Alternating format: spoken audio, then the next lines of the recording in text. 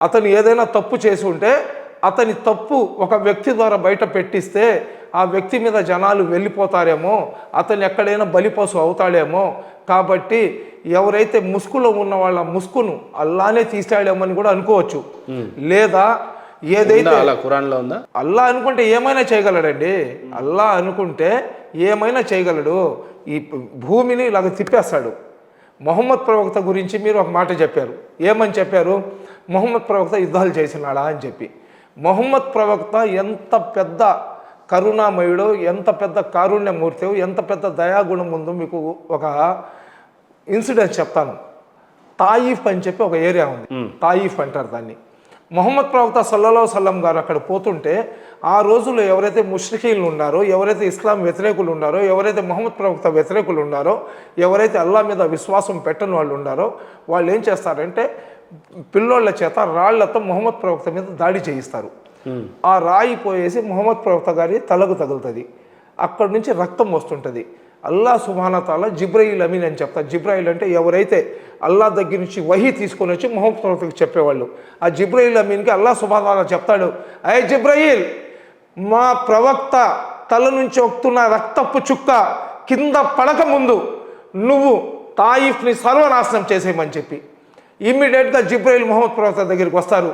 Yeah రసూలల్లా, yeah సల్లల్లాహు అలైహి వసల్లం గారు, అల్లా ఈ విధంగా తాయిఫ్ని సర్వనాశనం చేసేయమని చెప్పాడు.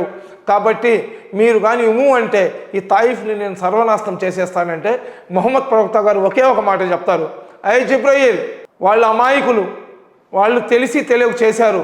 రేపు ప్రళయం దాకా వాళ్ళ నుంచి ఎవరైనా నా ఇస్లాం ధర్మంలో వస్తారేమో, వాళ్ళని క్షమించమని చెప్పినాడు మొహమ్మద్ ప్రవక్త సల్లల్లాహు అలైహి వసల్లం గారండి. యుద్ధాలు అనేది ఇప్పుడు మీకు మహాభారతంలో యుద్ధాలు జరిగినాయి. కౌరవులకు పాండవులకు యుద్ధం జరిగింది. అక్కడ ఇండియా పాకిస్తాన్ వాళ్లకు, ఇండియా బంగ్లాదేశ్ వాళ్లకు, ఇండియా నేపాల్ వాళ్లకు జరగలేదు. అక్కడ యుద్ధం జరిగింది ఎవరికి? కౌరవులకు పాండవులకు. కౌరవులు పాండవులు ఎవరు?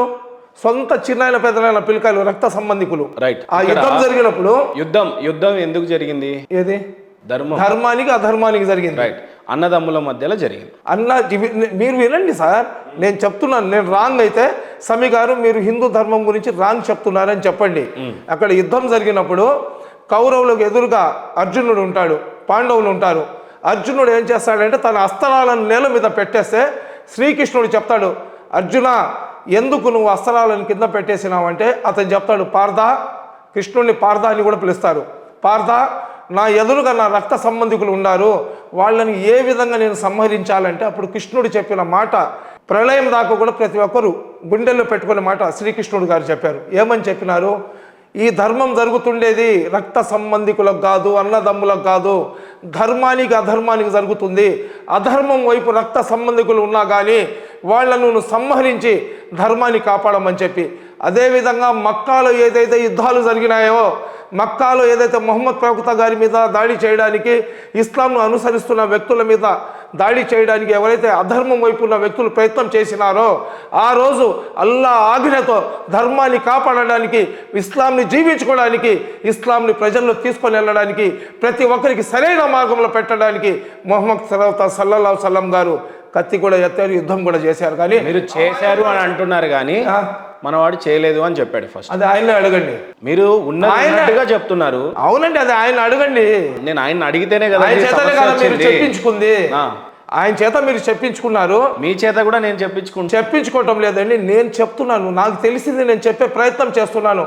నేను చెప్పిన దాంట్లో కూడా సూక్ష్మాలు ఉండొచ్చు. ఏదైనా తప్పు ఉంటే మా పండితులు ఎవరైనా నన్ను అడిగితే నేను సమాధానం చెప్పుకుంటా. నేను చెప్పిన దాంట్లో ఏదైనా కరెక్షన్ ఉంటే నేను నేర్చుకొని రెండోసారి ఇది చెప్పే ప్రయత్నం చేయను. భూమి పుట్టినప్పటి నుంచి సనాతన ధర్మం ఉంది అని చెప్తున్నాను. అవునండి. దీంట్లో చాలా ఒక డైలాగ్ ఉంటుంది. యాక్చువల్ మొన్న రీసెంట్గా ధర్మం 4 పాదాల మీద లేనప్పుడు ఆయనే అవతార పురుషుడుగా వచ్చి ఆ ధర్మాన్ని చక్కబెట్టాడు అని చెప్పి మీరు చదివే ఉంటారు, చూసే ఉంటారు. అవునండి. అయితే సనాతన ధర్మంలో అనేకమైన ధర్మాలు వచ్చినట్లే వచ్చి వెళ్ళిపోయినాయి అంటారు. ఉదాహరణకి జూడ మతం వచ్చింది, ఒక 3-4 సంవత్సరాల పాటు ఉంది, 3-4 వేల సంవత్సరాల క్రితం. జైన మతం నాకు తెలిసి నాట్ లెస్ దెన్ 4,000 సంవత్సరాలు. బౌద్ధ మతం 4,000 నుంచి 5,000 సంవత్సరాలు. ఇప్పుడు ఉందా అంటే ఉండే కదా.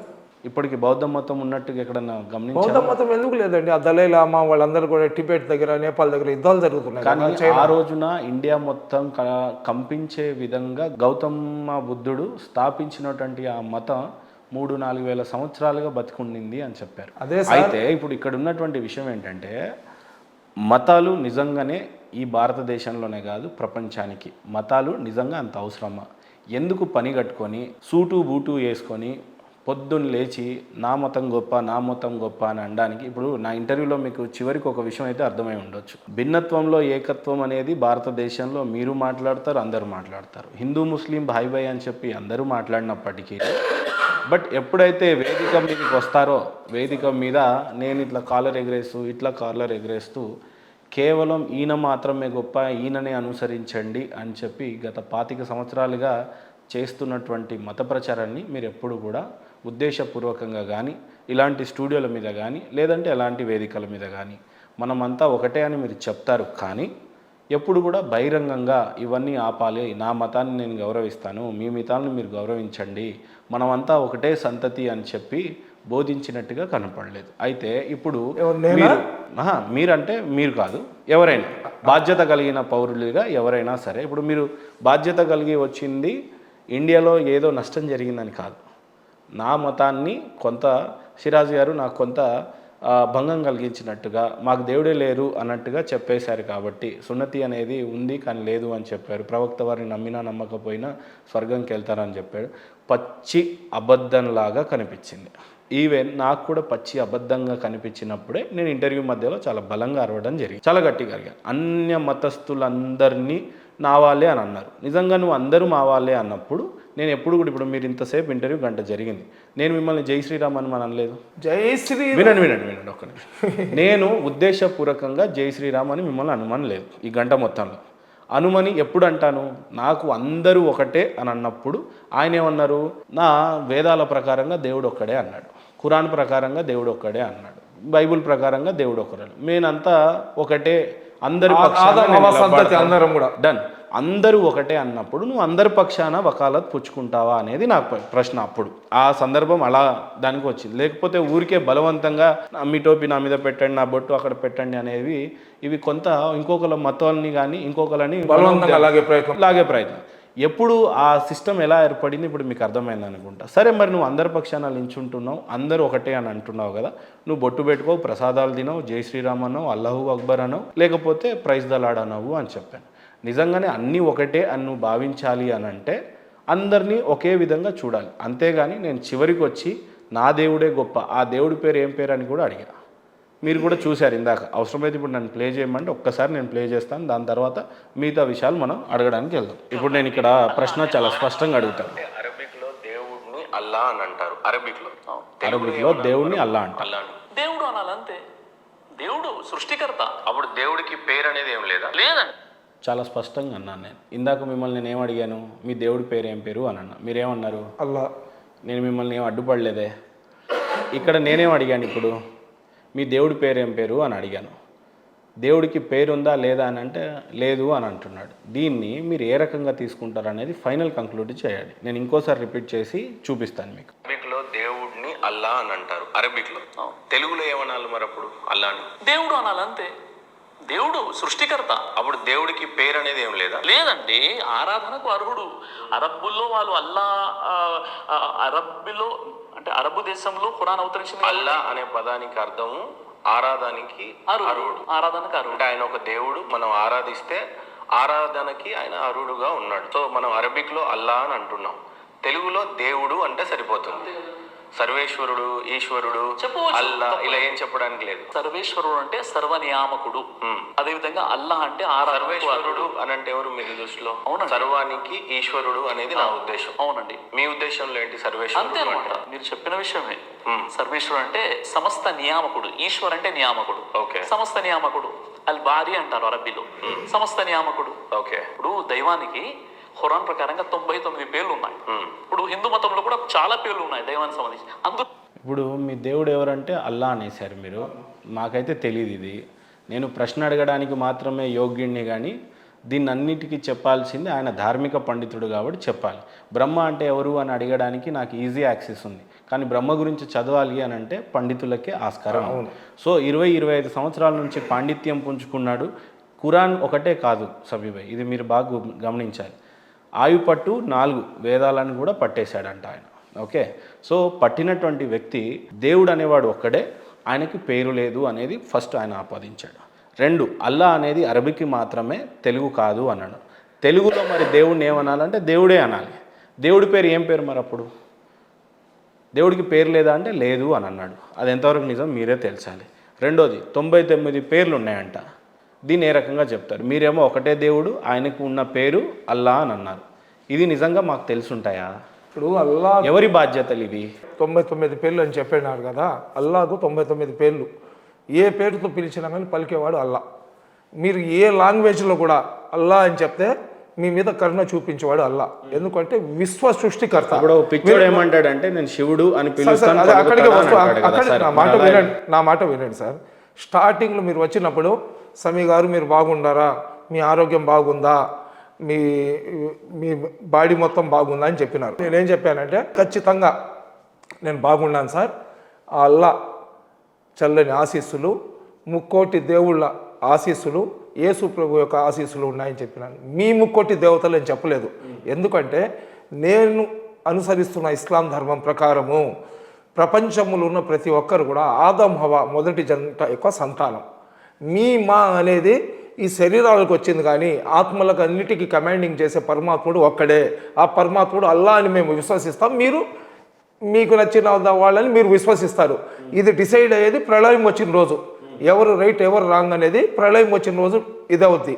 2వది ఏంటంటే ఖురాన్ గ్రంథం అనేది దానికి ఆథర్ ఎవరు లేరు. ఖురాన్ గ్రంథానికి దానికి author, there is no author. దాని ఆథర్ ఎవరంటే అల్లా సుబ్హానహు వ తఆలా.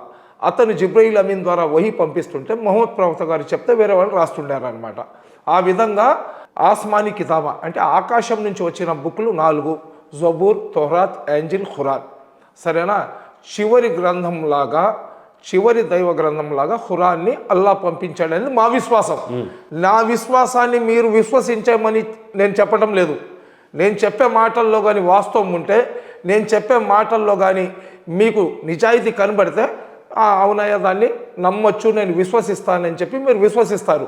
నేను బలవంతంగా తీసుకొని పోయేసి వడుగులు చేసుకోబాకు, నువ్వు ముస్లిం అయిపోతే నీకు 3 పెళ్ళిళ్ళు చేసుకోవడానికి అవకాశం ఉంటుంది.